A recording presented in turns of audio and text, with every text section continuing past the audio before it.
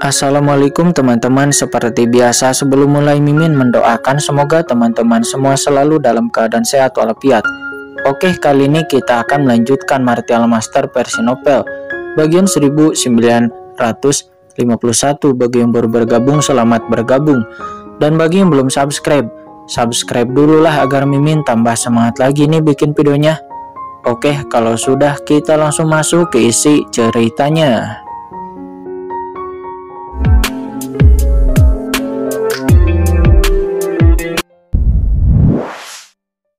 Dalam proses lahirnya sungai yang tak ada habisnya ini, muncul pula beberapa sungai lain. Namun semua sungai ini merupakan kegagalan dari sungai yang paling megah. Ini lahir dari kekacauan dan lenyap dari kekacauan, dan mereka memiliki sebagian kekuatan dari sungai yang megah ini, tapi tidak seluruhnya. Itu seperti anak sungai yang cabang-cabang dari sungai yang panjang yang paling kuno ini. Lambat laun membentuk ciri khasnya sendiri. Dan terbukanya sungai besar ini secara bertahap juga membawa vitalitas yang sangat berbeda bagi dunia ini. Kehidupan demi kehidupan lahir dari sungai yang panjang ini, membentuk kehidupan unik di dunia ini dengan takdir yang unik. Aku tidak tahu bagaimana waktu akan tenggelam, kekacauan tidak memiliki surga. Makhluk hidup lahir dari sungai yang panjang dan lambat laun dunia menjadi hidup. Dan semua ras juga makhluk hidup pun lahir satu demi satu. Makhluk-makhluk yang tak tertandingi memahami aturan jalan raya, memahami asal-usul langit dan bumi, dan lalu mulai berkeliaran di dunia yang luas ini. Juga beberapa makhluk purba yang secara tidak sengaja bersentuhan dengan anak sungai. Lambat laun mereka memperoleh kesaktian yang menembus langit. Suatu hari di depan anak sungai tertentu dari sungai yang panjang itu, tiba-tiba sekelompok makhluk datang ke sini. Masing-masing tampak gembira dan kemudian mereka mulai bertarung dengan sengit.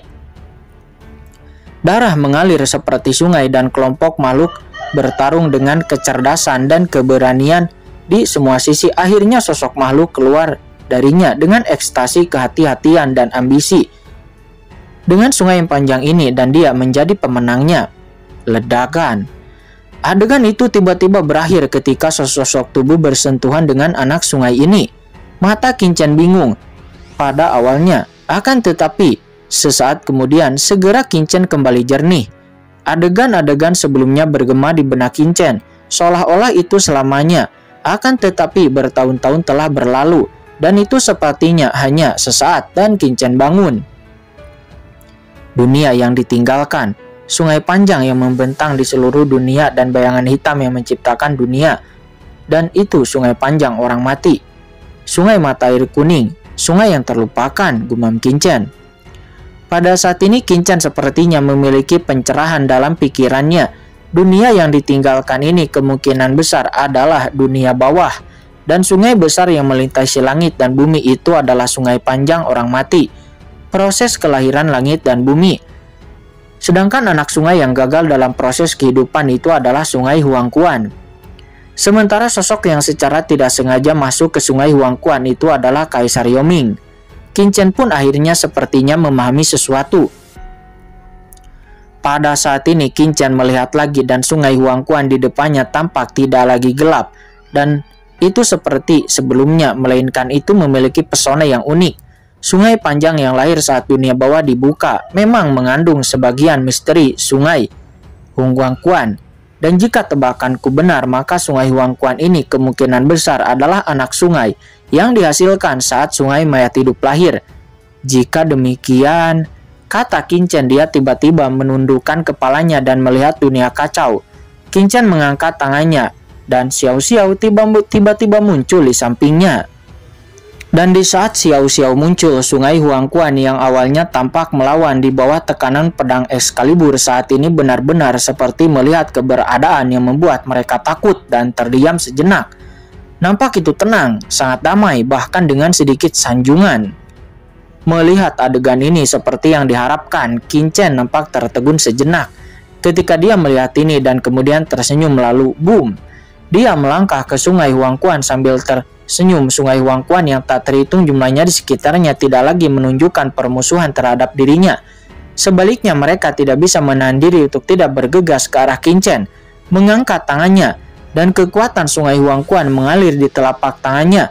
Kekuatan mengerikan Taoisme yang terkandung di dalamnya dengan cepat dirasakan oleh Qin Chen. Itu luas dan megah. Sungai Huangquan ini memang merupakan anak sungai yang gagal. Kekuatan yang terkandung di dalamnya membuat pikiran Qin Chen bergemuruh seolah-olah sedang melihat dunia yang baru. Tidak bagus. Melihat sungai Huangquan yang mengelilingi tubuh Qin Chen, mata Kaisar Yoming nampak memadat. Dia yang sedang bertarung dengan Kaisar Yanpo pun tiba-tiba matanya melebar, dan Kaisar Yoming nampak tidak tahan lagi di hatinya, dan hatinya penuh dengan kecemasan, juga ketakutan. Ini, bocah Qin Chen itu, apakah dia memahami kekuatan sungai mata air kuning dan menggabungkannya dengan air sungai Laut Mati? Tidak, bagaimana ini mungkin? Dia seorang manusia. Bagaimana mungkin dia bisa menyatu dengan benda dunia bawah seperti air sungai mata air kuning dengan begitu mudah? Sial, aku tidak bisa terus seperti ini. Jika sampai itu terjadi, maka Kaisar Yoming tiba-tiba menggerutu dan tiba-tiba dia menatap Kaisar Yanpo. Anak angkatku yang berkhianat. Kamu berkolusi dengan Kaisar Wu Yue waktu itu. Aku menganggapmu sebagai anakku, tetapi kamu memperlakukanku seperti ini. Hari ini, ayahmu ini akan bertindak untuk surga dan menghabisi anak pengkhianat sepertimu. Kata Kaisar Agung Yoming. Dia tiba-tiba meraung dan boom.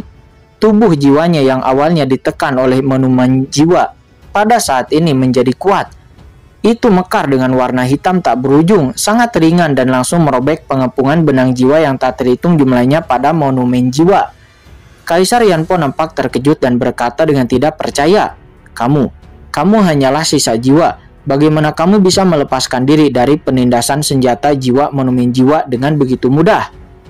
Monumen jiwa ini itu adalah harta paling berharga dari jalur jiwa, dan hanya Kaisar Yoming yang merupakan satu jiwa yang tersisa. Tidak peduli seberapa kuatnya dia, tidak mungkin untuk bisa melepaskan diri dari penindasan monumen jiwa dengan mudah. Ketika sebelumnya ditekan, tiba-tiba seolah-olah merasakan sesuatu. Para ahli kaisar yang kuat tiba-tiba melihat di bawah monumen jiwa ada sebuah kekuatan aneh yang menembus udara yang menakutkan, yang melakukan kontak dengan Kaisar Yoming. Sepertinya ada sesuatu di sungai Huangquan ini yang melakukan kontak dengan Kaisar Yoming. Tidak, monumen jiwa ini. Apa yang kamu lakukan? Kata Kaisar Yanpo. Dia memandang Kaisar Agung Yoming dengan ngeri. Dalam benaknya dia memikirkan kemungkinan yang bahkan tidak dapat dia percayai. Matanya terbuka lebar hingga hampir menonjol keluar.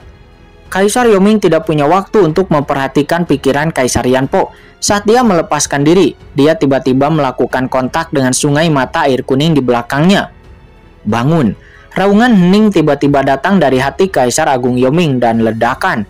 Sungai mata air kuning di kejauhan mulai mendidih. Dan saat Kaisar Agung Yoming meraung, dari lubuk hatinya, sesosok kuno yang nampak ada muncul dari kedalaman sungai mata air kuning. Begitu sosok ini muncul, auranya menyapu 9 langit dan langsung memenuhi seluruh dunia. Di bawah aura ini, leluhur 1000 tulang dan yang lainnya di kejauhan mengangkat kepala mereka. Nampak ketakutan. Mereka tidak bisa menahan diri untuk tidak membungkuk satu persatu melihat sosok yang muncul dari kedalaman sungai mata air kuning dengan tidak percaya.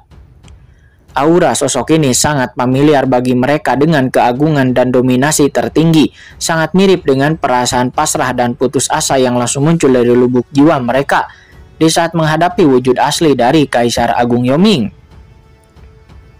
Apa itu? Suara leluhur 1000 tulang bergetar seperti rusa yang terkejut. Di lain sisi hati Kaisar Simei, Dewi Taiyin, Kaisar Naga Penjara dan yang lainnya juga nampak melonjak karena keterkejutan dan kengerian. Ada orang-orang kuat yang bersembunyi di sungai Huangquan itu. Tuan, hati-hati. Beberapa sosok seperti kilat meninggalkan Kaisar Yanpo dan satu demi satu dan dengan kasar menyerbu ke sungai Huangquan di depan. Boom, boom. Semua orang melihat sosok yang muncul dari sungai Huangquan dengan ngeri, dengan ekspresi sangat terkejut dan marah di dalam hati mereka. Tidak ada yang mengira bahwa akan ada orang kuat yang bersembunyi jauh di dalam sungai mata air kuning ini. Dan tidak ada yang pernah merasakannya sebelumnya. Mengerikan, sangat buruk. Dengan panik Kaisar Simei dan yang lainnya bergegas menuju Qin Chen. Setelah sosok gelap ini muncul, dia segera mengambil langkah ke depan. Dia berjalan di atas sungai Huangquan, menaiki ombak di bawah kakinya. Air sungai Huangquan yang tak berujung terus naik dan turun. Itu nampak sangat jinak, dan mereka semua menyerah kepada kakinya, seperti subjek. Sosok ini baru saja berjalan mendekat, dan aura menakutkan menekannya, membuat Kaisar Simei sulit bernapas. Hati Dewi Taiyin, Kaisar Naga Penjara dan yang lainnya juga merasakan penindasan yang kuat. Mereka hanya pernah merasakan aura seperti ini dari 4 Kaisar Agung. Lalu, siapakah sosok yang bersembunyi di kegelapan sungai Huangquan itu? Mengapa itu memiliki tekanan yang begitu mengerikan? Jantung semua orang berdebar kencang. Telapak tangan mereka berkeringat dan mulut mereka kering. Tidak hanya Kaisar Simei dan yang lainnya, tetapi mata Kaisar Yanpo juga nampak terbelalak. Dia telah tinggal di sungai Huangquan ini selama bertahun-tahun dan berpikir untuk memurnikannya sepanjang waktu. Dapat dikatakan bahwa ratusan juta tahun dia telah cukup untuk menjaga gunung Huangquan. Dia telah menghabiskan lebih dari separuh waktunya di tepi sungai Huangquan.